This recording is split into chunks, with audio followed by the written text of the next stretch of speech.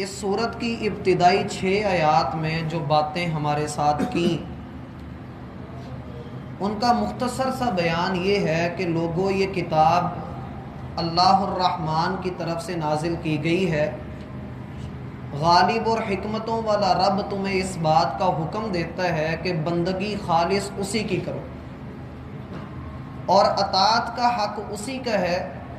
اپنی زندگی کے تمام تر معاملات میں اسی کی اطاعت کرو، اور وہ لوگ جو اللہ کو چھوڑ کر دوسروں کی اطاعت کرتے ہیں وہ کہتے ہیں کہ ہم ان کی اطاعت صرف اللہ کا قرب حاصل کرنے کے لیے کر رہے ہیں، حالانکہ یہ کھلی گمراہی میں پڑے ہیں اور اللہ کبھی بھی کسی جھوٹے اور ناشکرے آدمی کو ہدایت نہیں دیتا۔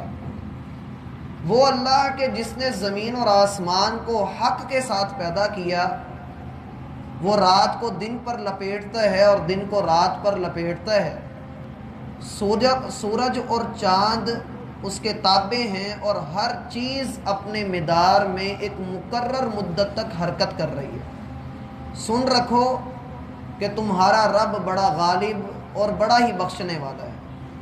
اس نے تمہیں ایک جان سے پیدا کیا ہے اور اسی جان سے اس کا جوڑا بھی بنایا ہے۔ وہ اللہ کہ جس نے چوپایوں کو، جانوروں کو تمہارے لیے مسخر کیا ہے، تم ان سے فائدہ حاصل کرتے ہو۔ وہ تمہیں 3 اندھیروں میں بناتا ہے۔ تمہاری تخلیق کے کئی مراحل ہیں، ان سے گزرنے کے بعد جب تمہارے اندر روح پھونکی جاتی ہے اور اللہ رب العالمین تمہیں وجود اور زندگی عطا کرتا ہے، یہی وہ اللہ ہے جو تمہارا پالنہار ہے، تمہارا پروردگار ہے، لہٰذا اس کا کوئی معبود برحق نہیں۔ اب اس کے بعد دیکھو کہ تم نے اپنی ڈوریں کس کے ہاتھ میں دی ہوئی ہیں، تم کس کی اطاعت کر رہے ہو۔ اگلی جو آیت ہے، آیت نمبر 7، یہ پچھلی تمام تر باتوں کا نتیجہ ہمارے سامنے رکھ رہی ہے۔ اس قدر کھول کر بیان کرنے کے بعد اللہ فرما رہے ان تکفرو، لوگوں اگر اب بھی ناشکری کا، نافرمانی کا، کفر اور بغاوت کا رستہ اختیار کرو گے، فإن اللہ غنی عنکم، تو اللہ بے پرواہ ہے۔ اللہ کو تمہاری نافرمانی، تمہاری بغاوت، تمہاری ناشکری اللہ کی شان کو کچھ بھی کم نہیں کر سکتی، وہ سب سے بلند ہے۔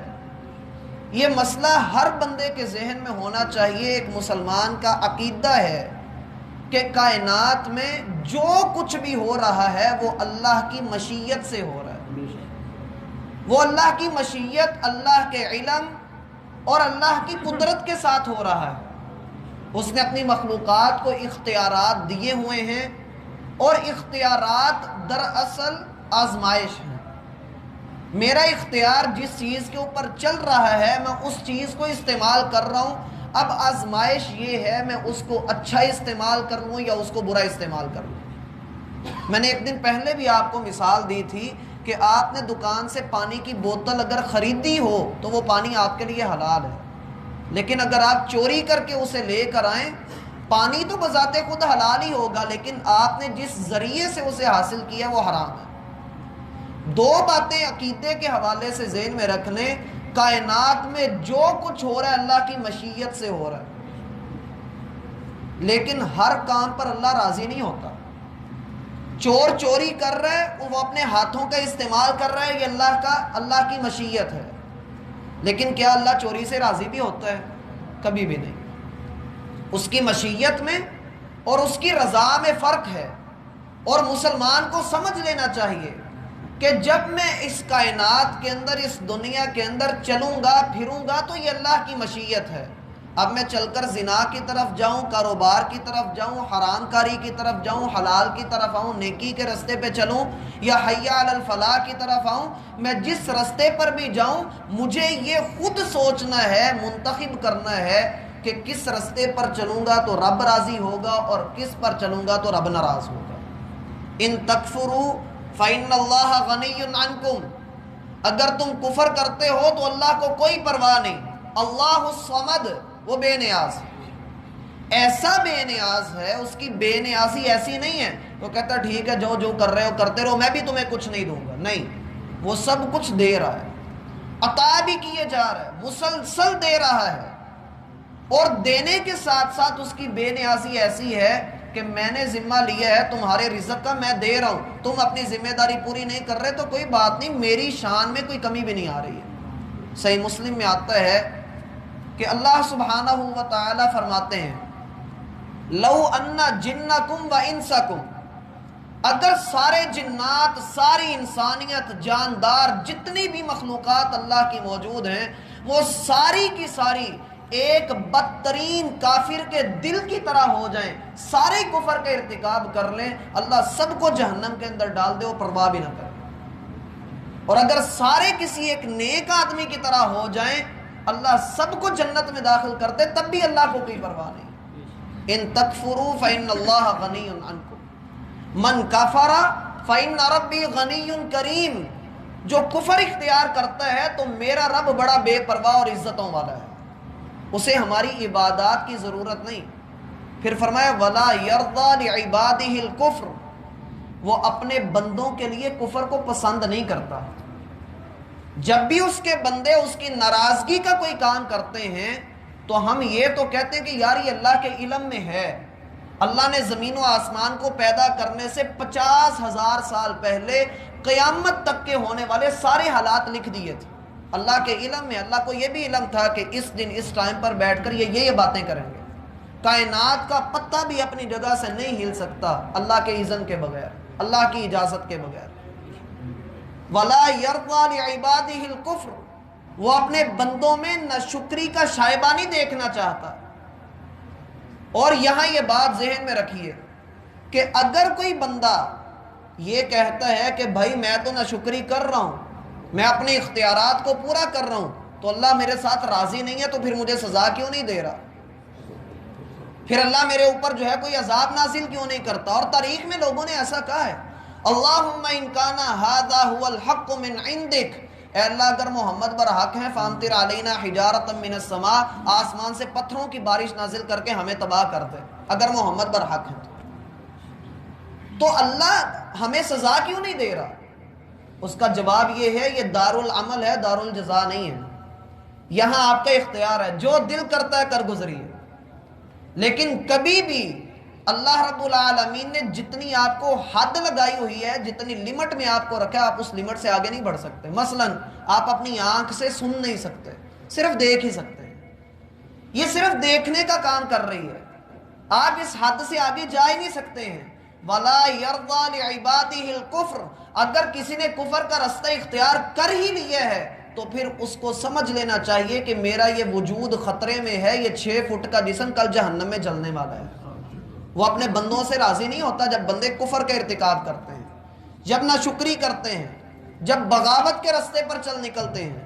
وَإِن تَشْكُرُوا، اور اگر تم شکر گزار بن جاؤ، يَرْضَهُ لَكُمْ، وہ تم سے راضی ہو جائے گا، وہ ضرور تم سے راضی ہو جائے گا۔ اب شکر کیسے ادا کیا جاتا ہے؟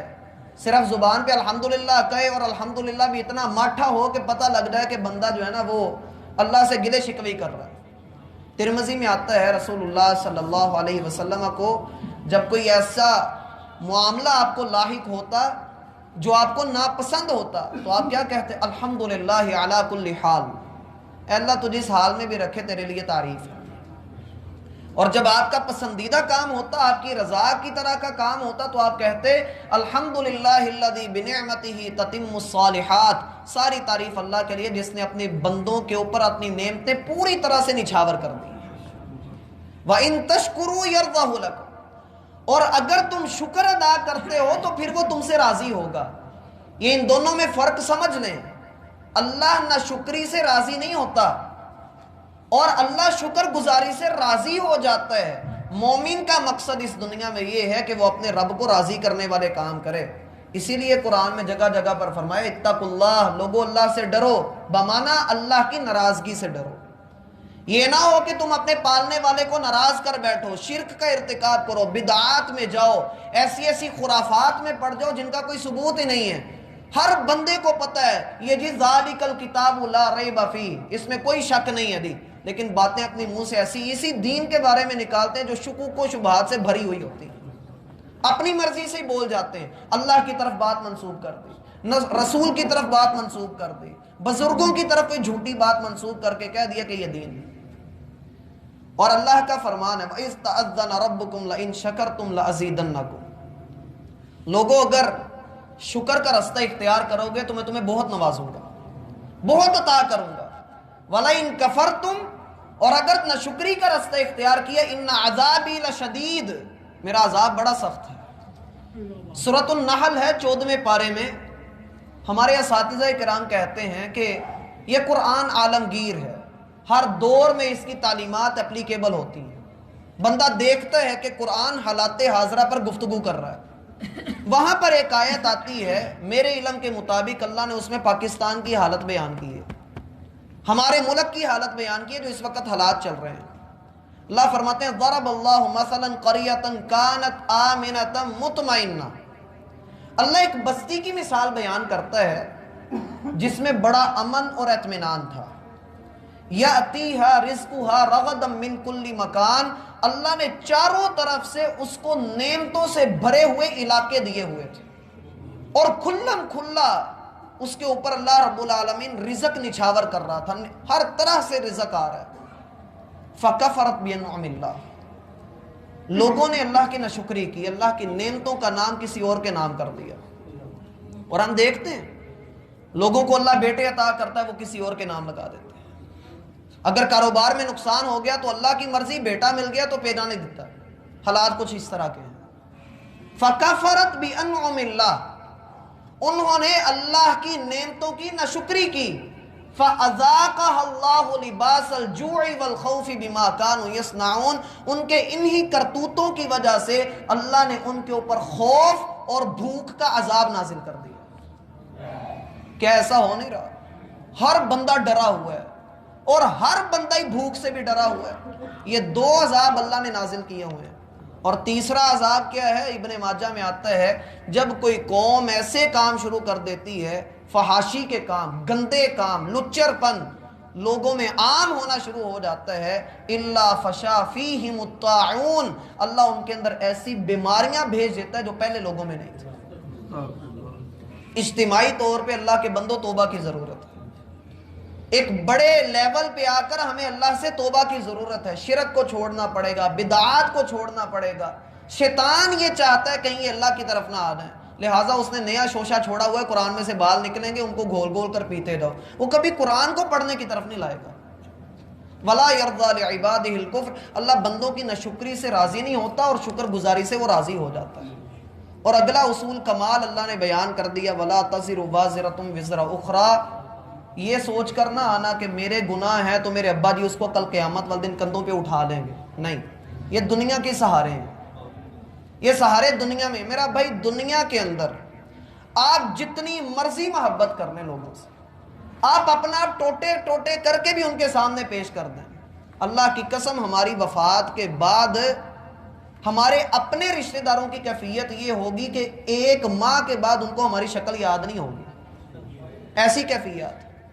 اور اللہ وہ ذات ہے جو ہمارا سب سے بڑھ کر مخلص ہے، ہم مر بھی جائیں نا تو وہ ہمیں یاد رکھے گا۔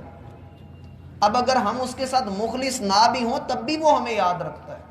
وہ فرماتا ہے لَقَدْ جِئْتُمُونَا فُرَادَا كَمَا خَلَقْنَاكُمْ أَوَّلَ مَرَّةٍ، لوگوں تمہیں ہم نے اکیلے اس دنیا میں بھیجا تھا، ہم واپس بھی اکیلے ہی بلائیں گے، 4 بندوں کے ساتھ تمہیں واپس نہیں بلائیں گے، اکیلے آئے ہو اکیلے واپس آؤ۔ ایک ایک کو اللہ فرماتے ہیں ہم نے گن کر رکھا ہوا ہے، اور ایک ایک اکیلے اکیلے کا ہم حساب لیں گے تم سے۔ وَلَا تَزِرُ وَازِرَةٌ وِزْرَ أُخْرَىٰ، کوئی جان کسی جان کا بوجھ نہیں اٹھائیں گے۔